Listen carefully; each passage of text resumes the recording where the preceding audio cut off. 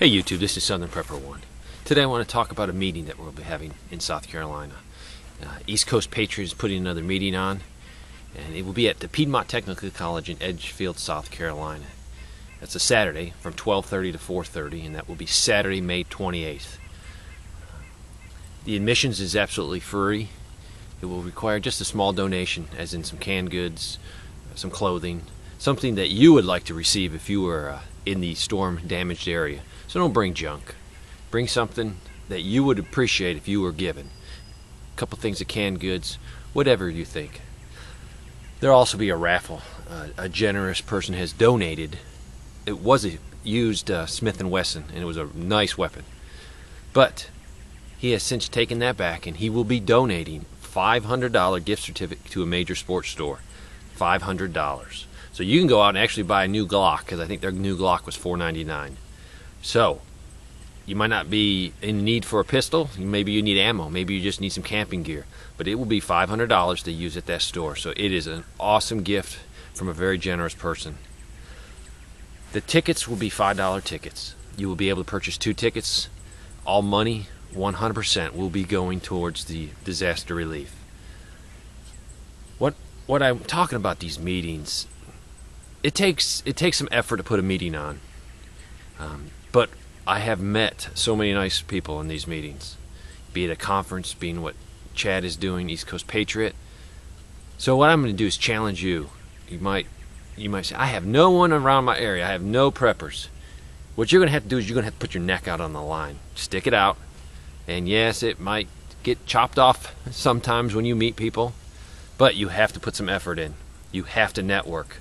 The most important part of surviving any disaster, and it could be a raw situation, which is very slim chance of happening, to a hurricane, to a tornado, to maybe you lose your job and you need to network with people that might know, hey, I heard they're hiring. So networking is important. You're only going to network with people if you're willing to put your neck out on the line and take some risk and try to meet new people. I have met a lot of people that live in my area that I would never have met. 8 months ago, I wasn't even on YouTube. I had my own little group, and it was starting to spread. But now, being on YouTube, it's growing. It's growing unbelievable. So I urge you to network. That is the biggest part that will let you survive a natural disaster or a raw situation, is the network. Because what you have now, you could instantly disappear. I know there's a dentist not far from here. There's a couple doctors over there. So right there is a huge plus. I know there's capable people that are like-minded that could help. So you need to build that network. It's the most important thing.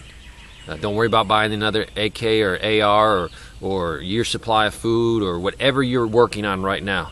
The networking has to be done. We can network now because it's easy. We have telephone, we have internet. It's not going to cost you anything. So I challenge you,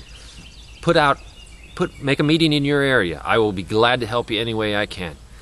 If you have, like, say you live in Nevada, contact me. I will promote your get-together on my site, and that might bring in other people that you don't know.